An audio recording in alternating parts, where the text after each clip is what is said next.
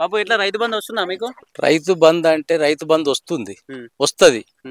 ఇదివరకు కేసీఆర్ గవర్నమెంట్ ఉన్నప్పుడు ఏందనంటే వెంచర్లకు, రోడ్లకు, గుట్టలకు, బట్టలకు, పెద్దోళ్లకు మొత్తం వేసిండు.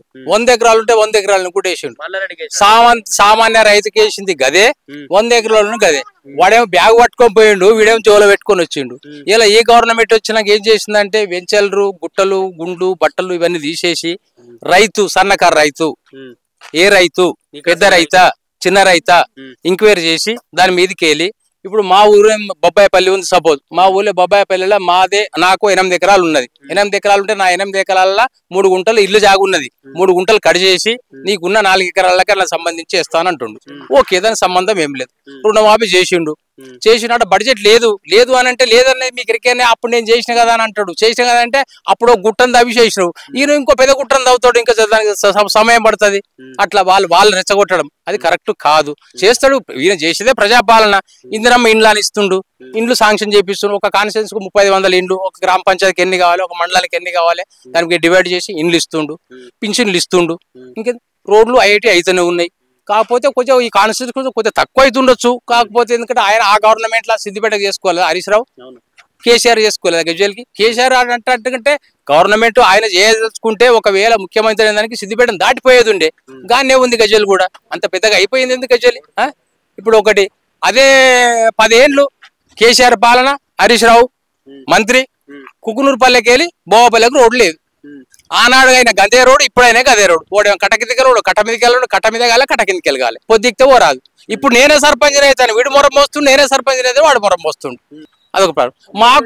మాకు డివైడర్ ఉండిండే, ఎక్స్ రోడ్ కు డివైడర్ ఉండిండే. ఇది మెయిన్ రోడ్ కొండపోచమ్మ పోని చైర్యాలు జనగం వెళ్ళిపోతుంది.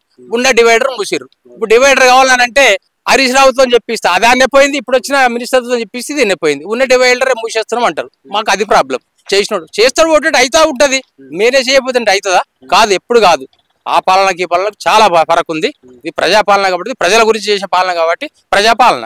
రైతు బంధువులు ఇట్లా బాగా పైసలు మింగిరి అరెస్ట్ చేస్తానంటారు. మరి అరెస్ట్ అవుతారంట నిజంగా? కేసీఆర్ ఇట్లా కావచ్చు. అరే అరెస్ట్ అవుతారా అంటే అవుతుండొచ్చు. ఇందిరాగాంధీ జైలుకి పోయింది, వాళ్ళు కూడా పోతుండొచ్చు. పోతే చేస్తా, ప్రజలు మస్తుగా అంటారు. దాని కూడా చట్టం ఉన్నది కదా, దానికి ఈడీ ఉన్నది, ఇది ఉన్నది, అది ఉన్నది, పైన అధికారులు ఉన్నారు, అంత ఎంక్వైరీ చేసి చేస్తుండొచ్చు. మనమే అరెస్ట్ చేయమంటే ఎట్లా చేస్తారు? మనం తప్పు చేస్తాం, మనమే ఇంత చిన్న పంచా పెట్టుకొని కోర్టుకు పోతే ఈ బెయిల్ ఆ బెయిల్ తీసుకొని బయటకు వస్తాం. కాకపోతే దాని ప్రొడక్షన్ బట్టి ఏం చేయాలో అది చేస్తారు. మనం చేయమంటే అరెస్ట్ చేస్తారా? దాని సమస్య ఏముందో వాళ్ళు చూసుకుంటారు పైన అధికారులు. మనం అది అనడం కూడా కరెక్ట్ కాదు, వాళ్ళ అనడం కాదు, మనం అనడం కూడా కరెక్ట్ కాదు. అది ఇప్పుడు కేసీఆర్ ఓడిపోయిండు, ప్రభుత్వం ఓడిపోయింది, ఇప్పుడు గజ్వేల్ నుంచి గెలిచిండు ఎమ్మెల్యేగా. ఆయన ఒక్కసారి కూడా బయటకు వచ్చి మాట్లాడతలేడు. మరి ఎందుకంటావు? అంటే ఓడిపోతే బయటకి ఎమ్మెల్యే కాదు, అలా ఓడిపోయి కాదు. ముఖ్యమంత్రి ఉన్నప్పుడే గజ్వేల్ రాలేదు, ముఖ్యమంత్రి ఉన్నప్పుడే గజ్వేల్కి వచ్చి పని చేయలేదు. ఏమున్నా ఆయన దగ్గర పోయిన మినిస్టర్లు వాళ్ళు వీళ్ళు తీసుకొని పని చేసుకొని డెవలప్ చేసుకున్నారు. ముఖ్యమంత్రి పని ఆయనే ఉన్నది అంతే. ఇక ఇప్పుడేమొస్తాడు? ఇప్పుడేమొచ్చేస్తాడు? అయినా చేయడు. ఎందుకంటే 2 వర్గాలు అయిపోయాడు, కాంగ్రెస్ టీఆర్ఎస్.